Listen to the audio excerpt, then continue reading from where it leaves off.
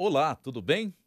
Seja bem-vindo ao Mundo Corporativo da CBN. A partir de agora você acompanha mais um capítulo aqui do Mundo Corporativo, trazendo para você mais uma história de sucesso e a gente vai falar, obviamente, hoje de carreiras, já que você tem aí a Bel Gama, sócia da Air Branding, que é a nossa convidada de hoje. A Air Branding, que é uma consultoria estratégica de comunicação para recursos humanos do grupo Hub, que é uma holding de 4 marcas voltadas para soluções inovadoras em RH. Tudo bem, Bel? Como vai? Bom dia. Bom dia, Nonato. Um prazer estar aqui. Prazer é meu. Bel, primeiramente eu gostaria de saber e que você trouxesse aqui para o ouvinte da CBN a definição de branding. O que é branding? Então, branding é uma palavra que a gente escuta bastante, Exato. né? Mas que a gente às vezes pouco sabe definir. Na verdade, branding é como a marca se manifesta, como uma marca se manifesta. E a gente não está falando só de logotipo, ou de quando você olha aquele produto na prateleira e sabe que aquela embalagem é de determinada marca. É de como ela se manifesta de várias formas. Qual é o tom de voz dela, como ela se comunica com o consumidor, onde ela é vendida, como ela é produzida. Então, são todas essas manifestações da marca. Tá, e o que é o employer branding? O employer branding nada mais é do que a reputação de uma empresa, ou seja, como a marca empregadora se mostra para os seus talentos, ex-funcionários, futuros talentos, candidatos.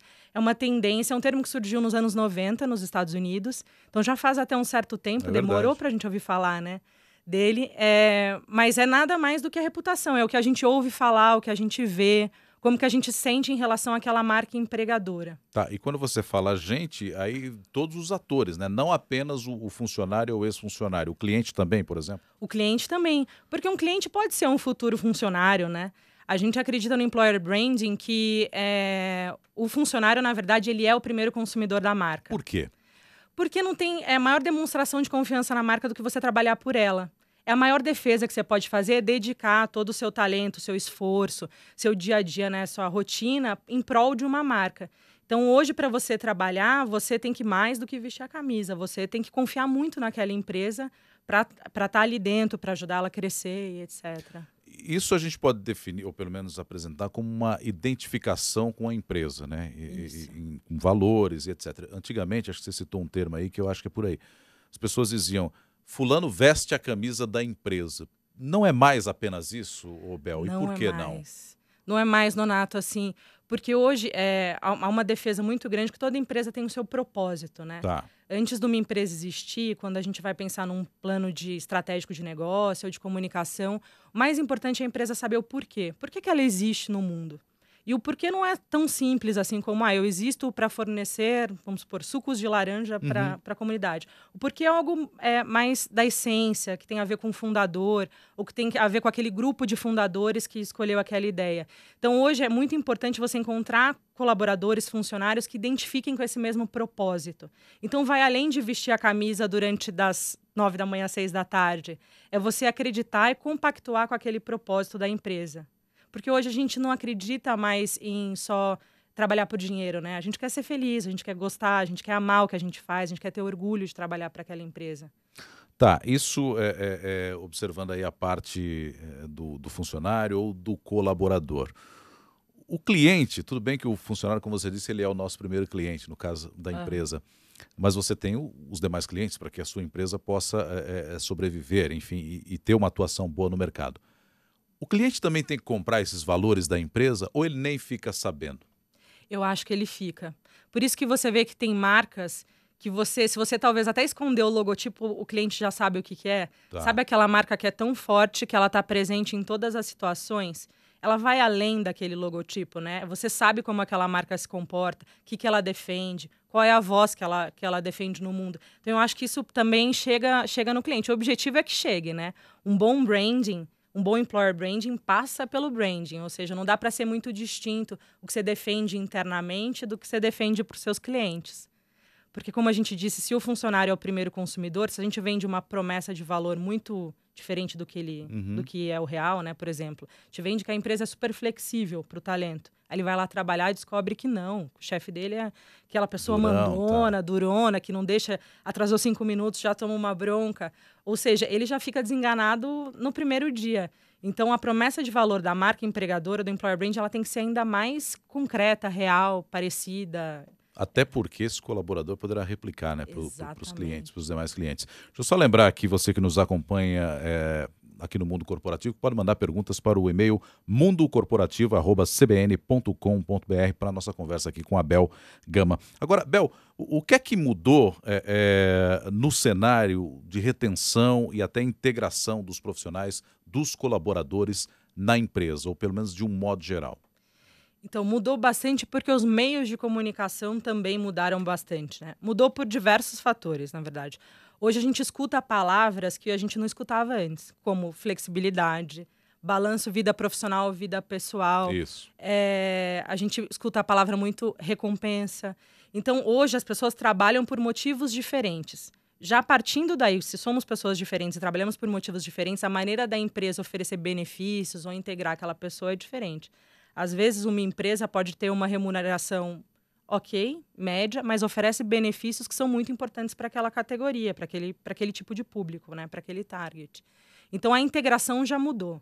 Ela já é diferente daquele funcionário. Para reter mais ainda, ou seja, às vezes você não segura só um talento mais por remuneração, porque propostas vão sempre existir, né?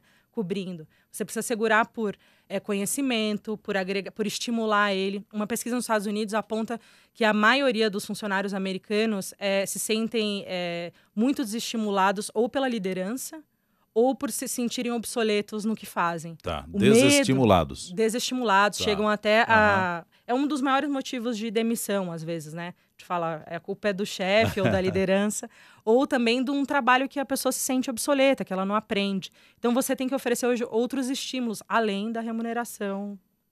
Agora, Bel, é fato que hoje você tem pelo que você está dizendo, me parece que sim, uma característica profissional diferente, né? Antigamente o profissional ficava mais numa determinada empresa e fazia carreira naquela empresa anos e anos. Hoje em dia o profissional não é mais tão fiel assim às companhias? Essa percepção é correta? Eu acho que é correta. Quando ele cumpre o propósito, ele é muito fiel. Tá. Assim, ele defende aquela marca porque ele está defendendo as mesmas causas que ele defende para si.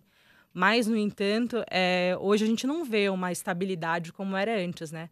Antes, a estabilidade no trabalho ela era considerada uma qualidade, né, da pessoa. Nossa, ele está lá tantos anos, né? Hoje, quando você vê um profissional muito tempo no mesmo cargo, na mesma empresa, você há de desconfiar. Será que aquela pessoa ela não está um pouco confortável?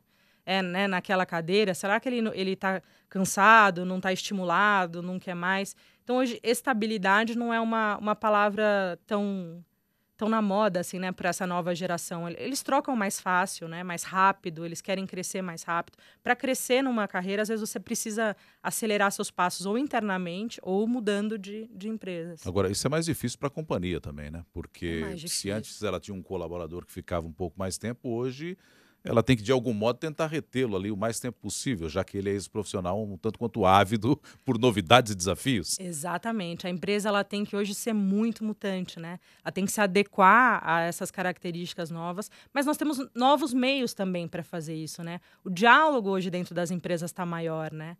O funcionário tem mais voz, o colaborador tem mais chance. Existem muitos métodos hoje de você estimular a participação do colaborador dentro das empresas. Até mais do que isso, assim, as redes sociais deram uma força, né? Amplificaram a voz em geral, não só da empresa, do colaborador. Então, você consegue usar vários meios para reter aquele colaborador e continuar deixar ele estimulado, acreditando na cultura da sua empresa. Bel, essa é uma tendência mundial ou é uma tendência nossa aqui? É mundial. Tá. Na verdade, em outros países, ela já está até mais acelerada do que aqui, né? A gente não está tão acelerado. Países mais desenvolvidos. Mais desenvolvidos, Estados Unidos, Europa. Até porque o mercado de trabalho lá é diferente, né? As leis trabalhistas são diferentes, a relação que as pessoas têm com a empresa são um pouco diferentes. Mas eu sinto hoje que muitas empresas, as startups que começam no Brasil, já começam dessa maneira diferenciada, prezando muito a flexibilidade, oferecendo benefícios que eram inimagináveis. Tem empresa... que tem sala de videogame dentro e tem um sofá para creche, descansar depois do almoço. Tem 6 meses por exemplo, de sabático para o funcionário. Tem empresa que oferece dinheiro para a pessoa desistir de trabalhar lá. Tá. Tem uma empresa nos Estados Unidos que é... Como é que é isso? É a Zappos. É uma empresa de varejo de sapatos. Ela é dos Estados Unidos. Ela é a maior varejista online de sapatos dos Estados Unidos. Vende muito bem. E eles foram os primeiros a adotarem algumas estratégias super inovadoras de employer branding. Por exemplo, aqui no Brasil, a gente tem um problema muito sério em saque, né? Em atendimento, telemarketing. É bem uma deficiência. Uma deficiência. É muito difícil treinar esse público. É um público que tem alta rotatividade, né? Porque é um trabalho muito exaustivo também, com muito processo. Isso. E eles, o que eles fizeram? Eles reverteram esse quadro. Lá nas Apos, o saque, o atendimento online é no centro da empresa. É o ponto mais alto. Eles são chamados dos rockstars. E eles dão total liberdade. Tem um treinamento super intensivo para conversar com os colaboradores. Tem uma curiosidade lá uma vez que eles estavam... o presidente das Apos estava dando uma palestra e uma pessoa duvidou. Falou, duvido que o seu atendimento seja tão bom assim. Vou ligar lá e vou pedir uma pizza. Quero ver se a atendente do telemarketing consegue resolver. Tá. E não é que ela resolveu. E ela resolveu. Deu um jeito. Ela resolveu. Sem se falar. Então, assim, vai além... Mas você citou uma coisa que me chamou a atenção. Eles pagam para você não trabalhar lá, por exemplo? Sim. Não. Eles chegam, por exemplo, em alguns processos seletivos, eles chegam na última fase, por exemplo, você já passou em todas as entrevistas. Diz você não serve. Chega e fala assim, não, se você... eu te pago $1.000 para você desistir. Aí a pessoa pensa, fala... Porque ele quer testar o quanto aquela pessoa quer aquele trabalho. Comprou essa ideia.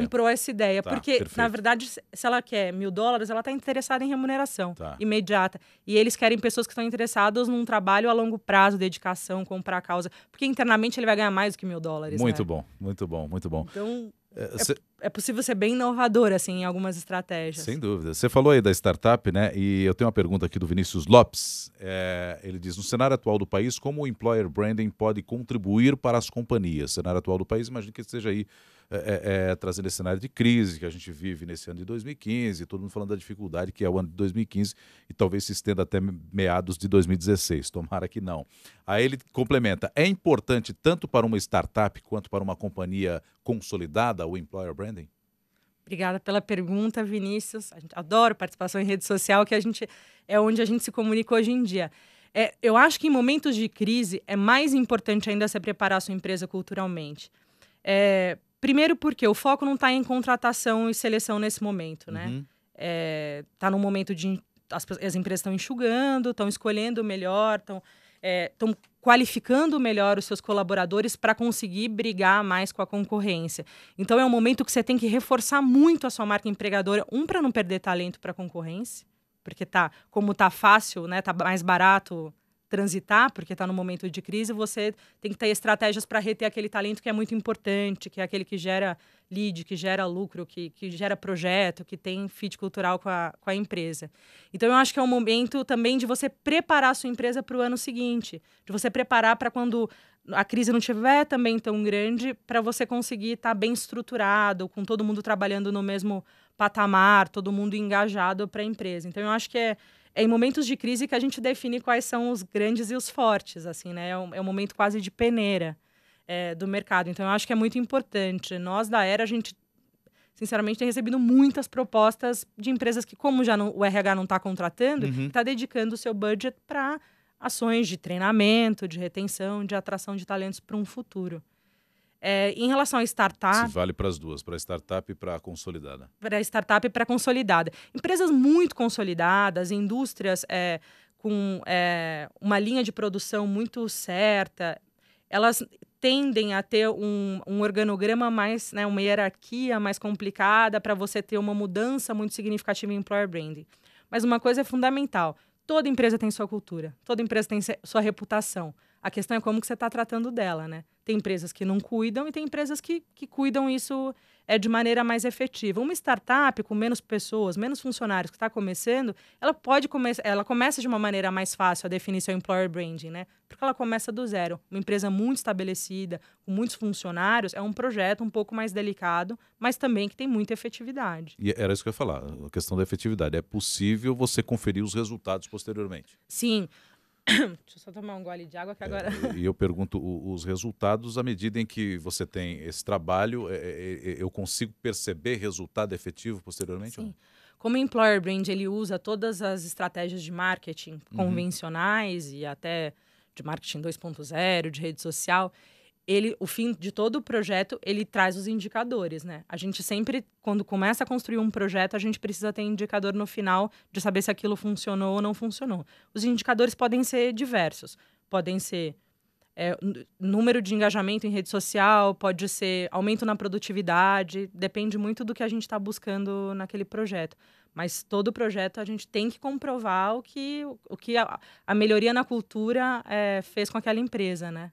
Tá, ainda na pergunta de ouvinte aqui, pelo mundocorporativo@cbn.com.br, Luana Mentlik, ela perguntou aqui, acompanhando o programa pela internet, tem uma dúvida. Como se faz o employer branding? Ela perguntando na prática aqui, Luana.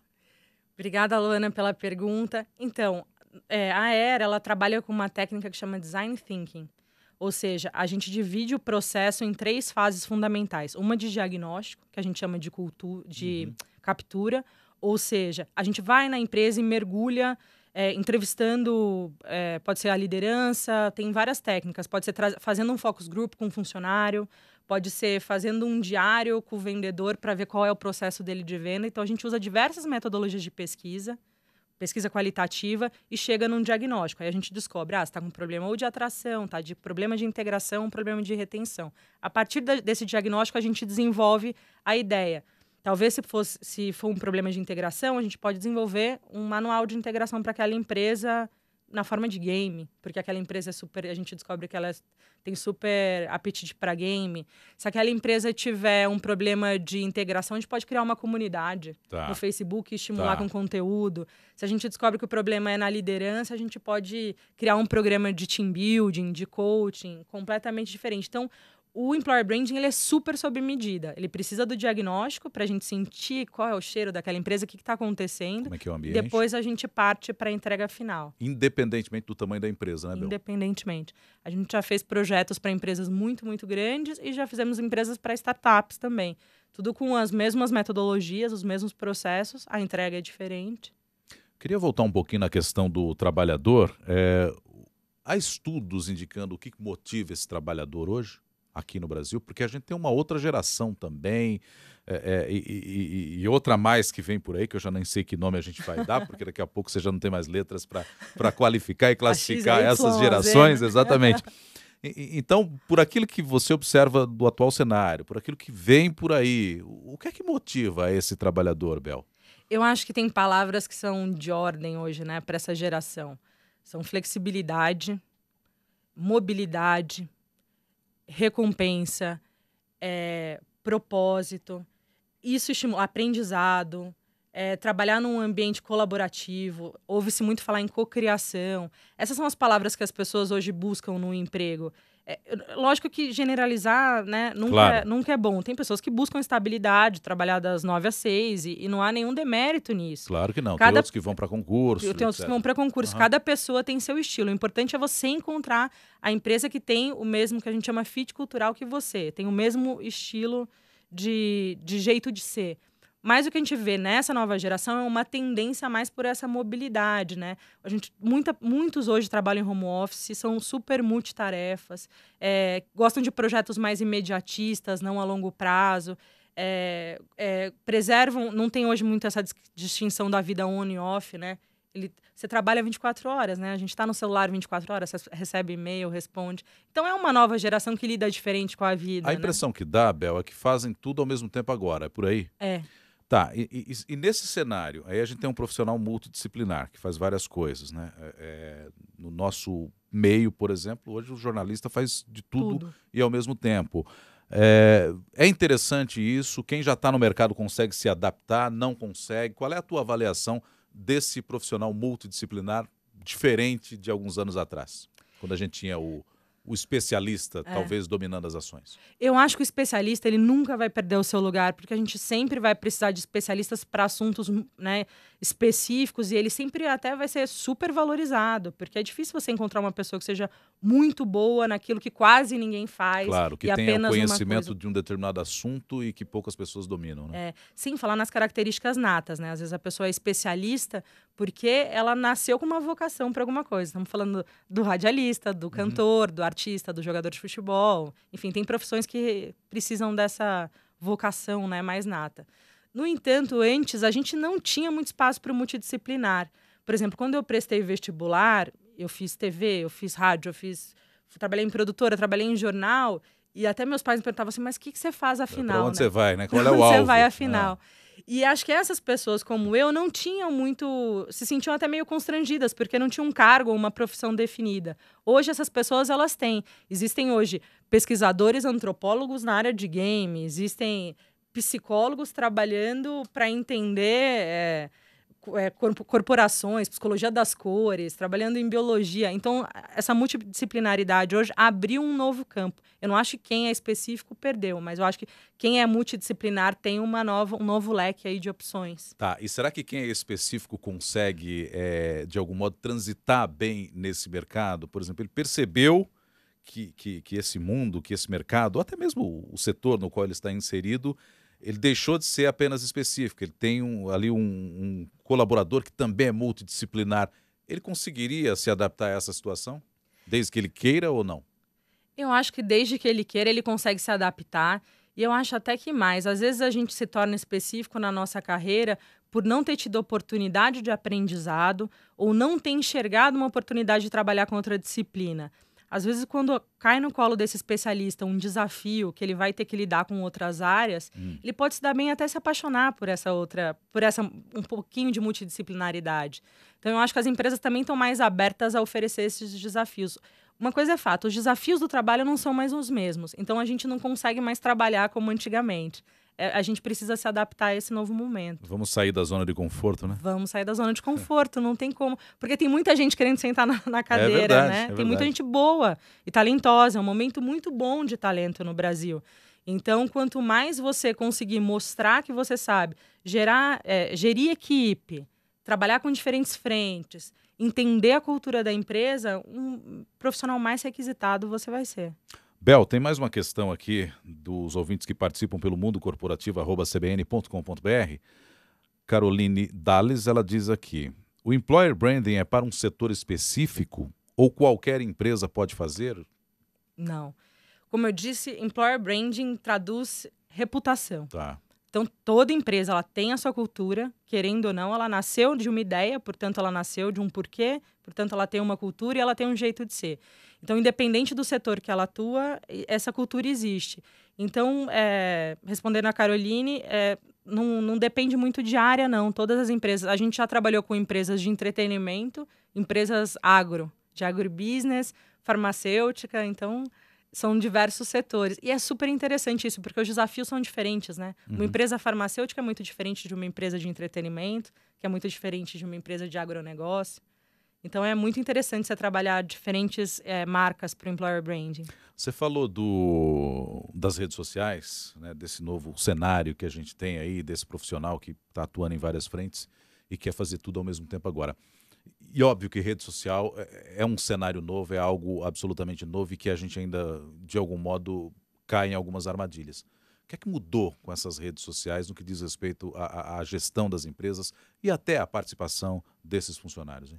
Mudou muito. Quando as redes sociais surgiram, eu acho que o primeiro impacto foi: deixa isso quieto, não vou pôr minha empresa lá porque eu não quero receber reclamação, né? Era sinônimo de que alguém poderia denegrir a imagem da sua empresa. Exatamente. E por outro lado, se você não responde imediatamente, vai ter problemas mesmo. Vai ter problema do mesmo Porque jeito. aquilo se replica de uma maneira absurda, né? Absurda, muito rápida. Depois de um tempo, a empresa viu e falou: não posso estar fora, peraí, Claro. tá todo mundo lá dentro, Claro. É lá que o meu cliente tá.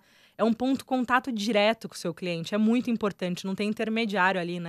Me parece, já te interrompendo, Bel, que é meio como a história do profissional que está, até certo ponto, especialista, mas ele sentou na cadeira confortável, meio estagnado, e disse: não vou mexer com essa multidisciplinaridade, não. Nas empresas me parece a mesma coisa. Não vou Tem rede mexer com social, esse não vou bicho, mexer não. com isso aí, não. Aí uma hora ele percebe: não, tem que entrar. Tem que entrar. Tá. Exatamente, porque até porque se não entrar, tá perdendo muito. Porque é muito valioso esse contato direto com o funcionário ou com o seu cliente. Então, chegou depois no momento que todas as empresas entraram, né? Se você entrar hoje no Facebook, quase todo mundo tem fanpage. Aí depois foi para um outro momento. Mas o que eu publico aqui? Que conteúdo que eu comunico? O que eu tenho que falar? E a primeira leva sempre é voltada para o consumo, né? Então, as empresas divulgam muito seus produtos, abrem ali até um certo canal de atendimento, virou para isso. Hoje em dia, o que a gente vê a tendência de fora é que precisa ter um mix de produto e de cultura da empresa. Então, se você entrar em algumas empresas que já trabalham em employer branding, elas trabalham muito na questão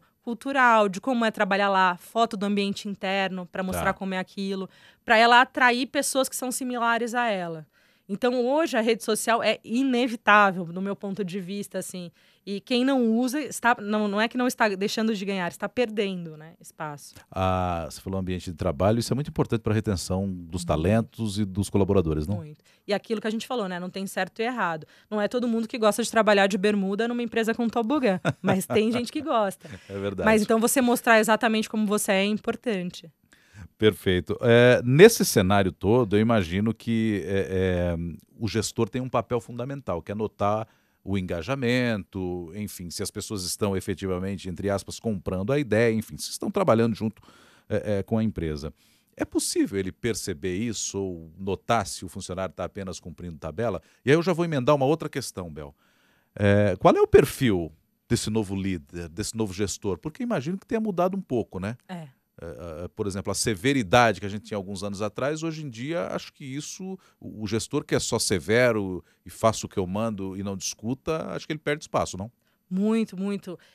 Na verdade, o gestor mudou muito e eu acho que cada vez mais ele tá muito, tem que estar muito antenado nas tendências de gestão e de liderança, e também tem que ser uma pessoa hoje muito sensível ao seu time, né? Entender como aquele time funciona, como é o relógio daquela equipe, como ela trabalha. Então, hoje o que o funcionário espera de um gestor, especialmente, é um cara estimulador, é aquela pessoa que você admira, que você gosta de trabalhar.